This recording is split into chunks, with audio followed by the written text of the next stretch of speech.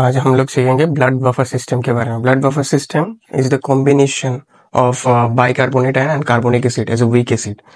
So combination of H2CO3 मतलब carbonic acid,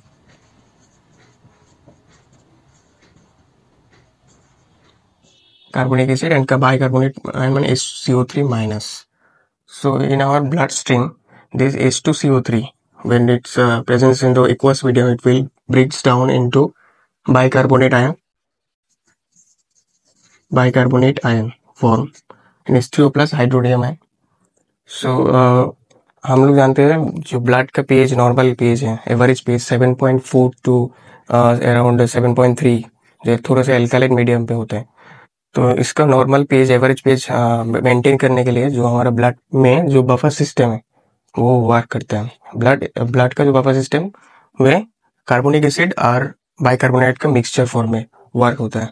अब हम लोग जानते हैं बफर मतलब थोड़ा कोई वीक एसिड होगा, वीक एसिड का सॉल्ट मतलब उसका वीक एसिड जो कॉन्जुगेट बेस होगा वो उसका बफर सिस्टम बनाएगा। जहाँ पर ब्लड का जो वीक एसिड है, यहाँ पर है कार्बोनिक एसिड H2CO3, उसका बाइकार्बोनेट है H3O2 माइनस कॉन्जुगेट बेस। तो कैसे वर्क करता है H2O प्लस, थोड़ा स्मॉल अमाउंट ऑफ, जब हम small amount of H2O plus देंगे, बाइकार्बोनिक एसिड का जो कॉन्जुगेट बेस है वो इसके साथ बाइंड करके कार्बोनिक एसिड बनाएगा जो इस बफर सिस्टम का पार्ट होगा। तो उस pH का कोई फर्क नहीं पड़ेगा। जब हम स्मॉल अमाउंट पर H2O प्लस ऐड करेंगे, HCO3 माइनस, मीडियम का HCO3 माइनस से बाइंड करके H2CO3 वीक एसिड बनाएगा जो हमारा बफर सिस्टम का मीडियम पर है। तो यहाँ पर pH का कोई फर्क नहीं पड़ेगा। जब हम थोड़े से अमाउंट पर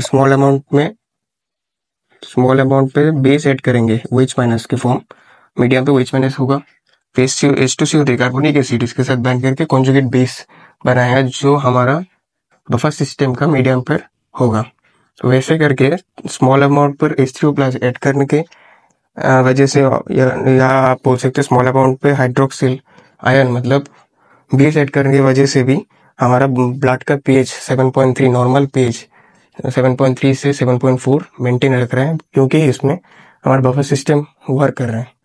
क्योंकि हम जैसे आप H3O प्लस ऐड करेंगे वैसे कार्बोनिक एसिड बना चुका होगा जो बफर सिस्टम है। तो यहाँ पर H plus extra H plus नहीं बन रहा है, इस वजह से H2CO3 बनने की वजह से pH का कोई फर्क नहीं पड़ेगा। बेस ऐड करने की वजह से भी कार्बोनिक एसिड बाइंड करके कॉन्जुगेट बेस ऐड करेगा, वहाँ पे भी OH माइनस नहीं होगा क्योंकि वो रिएक्शन में हो चुका। तो यहाँ पर कोई pH लेवल में कोई ना एल्कलाइन हो रहा है, हम बेस पा रहे हैं। तो इस वजह से हम बोल सकते हैं